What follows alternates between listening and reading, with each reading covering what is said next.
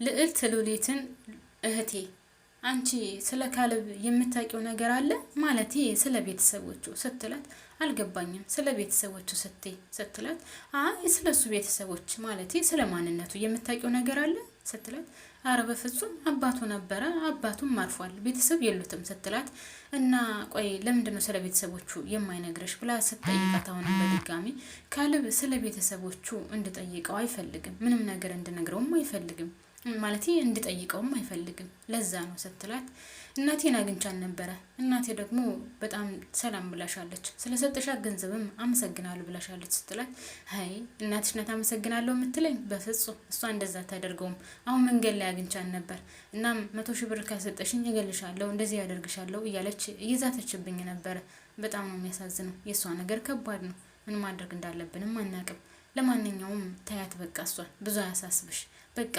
እርግጠኛ ነኝ ደግሞ ሁሉም ነገር ይስተካከላል ብዬ አስባለሁ በቃ ለግባና ልብሴን ልቀይር ስትላት እህቴ አንቺ በጣም የዋህና ምርጥ ልብ ስላለሽ ፈጣሪ ከዚህ በላይም እቅዶችን ሐሳቦችን ያስተካክልልሽ ትላትና ልዕልትም ወደ ውስጥ ትገባለች ልብሷን ልቀይር ሰላም ጤና ይስጥልኝ የቻናሌ ቤተሰቦች በያላችሁበት ሰላማችሁ በዘዘት ትረፍረፍ ይበልልኝ እንኳን ደህና መጣችሁ ለዚህ ቻናል አዲስ የሆናችሁ ላይክ እና ሰብስክራይብ ያደረጋችሁ ቤተሰብ ሆኑ ነባሮች ደግሞ ላይክ ማድረጋችሁን አትርሱ እናም ሉሊት እስኪ ምግብ ለስራ ብላ ወደ ኪችን ገብታ ነበር ወደ ኪችን ስገባ ደግሞ መጥበው ዝረክረክ ብሎ ስለነበረ እቃዎቹን እየሰበሰበች እያለ ድንገት ኤልሳ ትመጣለች ፊትሽ በጣም ደስተኛ ይመስላል እየሳቅሽ ነው ስትላት አዎ ደግሞ ምን ተፈጠረ ምን ፈልገሽ ነው ስትላት አይ ከካሌብ ጋር እንድታረቃችሁ ሰማሁ ትናንትና እግርሽ ስር ወድቆ ይቅርታለሽ አይደል ስትላት ቆይ አንቺ እንድታወቅሽ ምን እያልሽ ነው ያለሽው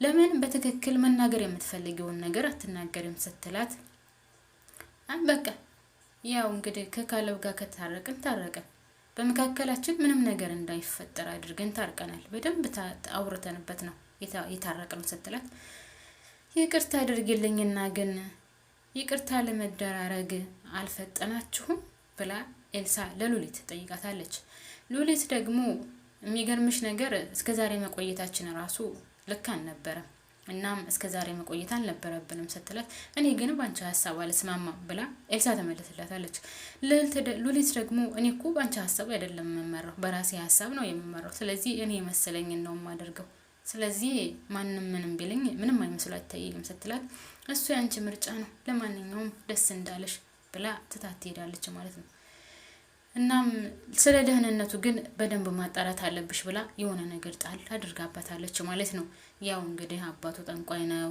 እንደዚህ ነው ምናምን ስለተባለ እሱ ይሄን ነገር ስለማታቅ ይሄን ነገር ጣል አድርጋባት ሄዳለች ማለት ነው ልዕልት ሳሎን ላይ ቁጭ ብላ ስለነበረ ካሌብ በሩን አንኳኩቶ ሲገባ ካሌብ ደግሞ አንተ ምን ትሰራለህ ምን ልታደርግ ነው የመጣኸው ምን ልትሆን ነው የመጣኸው ስትለው እንዴ እኔና ሉሊት መታረቃችንን አልሰማሽም እንዴ ሲላት አውቄያለሁ ሰምቻለሁ ነገር ግን ይሄ ነገር መቼውንም ሊሳካ አይችልም መቼውንም አንተና ሉሊት አንድ ላይ ልትሆኑ አትችሉም ሲላት እንደ ለምን ምን እያልሽ ነው ያለሽው እኔና እሷ እኮ ታረቀን ይቅርታ አደረገልችልኝ እያልኩሽ እኮ ነው ሲላትኝ አንተና ሉሊት መቼውንም ቢሆን አንድ ላይ ልትሆኑ አትችሉም መቼውንም አንድ ላይ አትሆኑም ብላ አሁንም በድጋሚ ትለዋለች ምን እያልሽ ነው ያለሽው እኔ አንቺንም ቢሆን እኮ ስለተፈጠረው ነገር ወይም ስላሳለፍነው ነገር ይቅርታ እንዳደርግልሽ እችላለሁ ነገር ግን እኔና እሷ ታርቀናል በቃ ካሁን በኋላ በመካከላችን ማንም እንድገባ አንፈልግም ሲላት ኧረ እባክህ ተው እንጂ እኔ እህቴ እንድትጎዳ ወይም እህቴ እየተጎዳች ማየት አልፈልግም ስትለው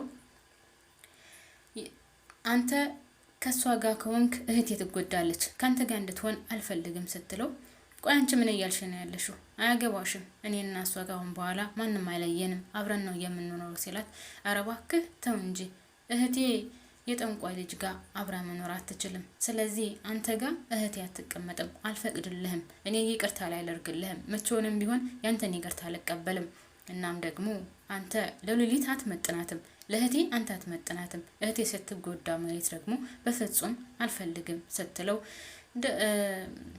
ካሌብም ደግሞ በጣም ተናዶ ስለነበረ ወደሷ ተጋለና አርፈሽ ብትቀመጪ ይሻልሻል ምን እያልሽ ነው ያለሽው ያልሆነ ነገር ለምን ትናገሪያለሽ እባክሽን አርፈሽ ተቀመጭ ቢላት አንተ ከእህቴ አጠገብ መራቅ አለብህ፣ እህቴ ጋር በፍጹም ልትኖር አይገባም፣ እህቴን አትጎዳትም ብላ ስትጮህበት ካሌብም ሮጦ አንገቷን እንቅ ያደርጋታል ማለት ነው። ካሌብ የልዕልትን አንገት እንቅ አድርጎ አርፈሽ ካልተቀመጥሽ እገልሻለሁ እያለ ያስፈራራታል ማለት ነው። በጣም የሚገርመው ነገር ግን በሉሊትና በካሌብ መካከል ፍቅራቸው እንዳይቀጥል በጣም ብዙ መሰናክሎች እየገጠሟቸው ነው። ከበፊት ጀምሮ ከመጀመሪያ ጀምሮ በመካከላቸው አንድ ኤልሳ አሁንም ድረስ አለች። ምክንያቱም ኤልሳ የሁለታቸው ፍቅር እንዲቀጥል አትፈልግም። እሷ ከሉሊት ጋር ተለያይቶ ከሷ ጋር እንደሆነላን ነበር የምትፈልገው። ነገር ግን በጣም ብዙ መጥፎ ነገሮችን አድርጋለች። ያልፈነቀለችው ድንጋይም የለም ሁለቱ እንዲለያዩ። ነገር ግን እስካሁን ድረስ ሊሳካላት አልቻለም። የሚገርመው ነገር ሁለቱ እየተቀራረቡ እንደውም በራሱ ጊዜ ካሌብ አስቦበት እኔ ከሷ ተለይቼ መኖር አልችልም፣ እሷን አጥቼ መኖር አልችልም፣ ያለችኝ አንድ እሷና እሷ ብቻ ናት። ስለዚህ ከሷ መራቅ አልችልም። ስለተፈጠረው ነገር ወይም ስላለፈው ነገር ይቅርታ አድርጌላት ከሷ ጋር ነው መኖር የምችለው እንጂ ከሷ ውጭ መኖር አልችልም ብሎ ነው እንግዲህ ይቅርታ ያደረገላት። ነገር ግን ኤልሳ አሁንም ቢሆን ለዳዊትም ሄዳ ሌላ ነገር ትነግረዋለች፣ ለሷም ሄዳ ሌላ ነገር ነው የምትላት። ለልዕልትም ሄዳ ሁለቱ መለያየት አለባቸው፣ አንድ ላይ መሆን የለባቸውም እያለ አሁንም ከስር ከስር እየኮረኮረች ነው ማለት ነው። በነገራችን ላይ ሁለቱ አሁን በስነ ስርዓት ታርቀው አውርተውበት ላይለያዩ ታርቀዋል ማለት ነው።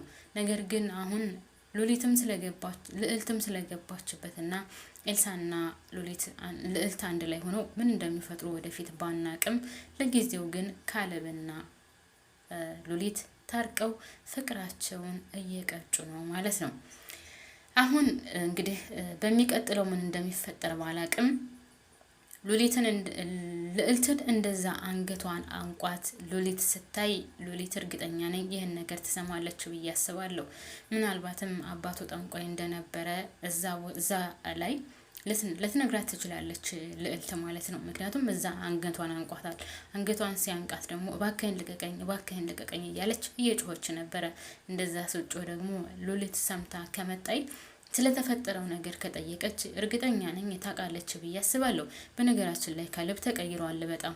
ዳዊትን ራሱ በጣም በትዕግስት ነበረ ሲያናግረው የነበረው። እኔ ዝቅ ብዬ የማናግርህ ሰላም እንድፈጠር ፈልጌ ነው፣ እኔ ነገር አልፈልግም፣ ሁሉን ነገር ተነጋግረን እንድፈታ ነው የምፈልገው እያለ ዳዊትን ራሱ በጣም ቅዝቅዞ ነበረ ሲያናግረው የነበረው።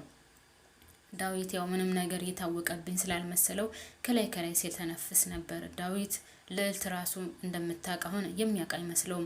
ለማንኛውም ዳዊትም ራሱ ለጓደኛው ደውሎ አመለጠችኝ ወይኔ እያለ እየተናደደ ነበር።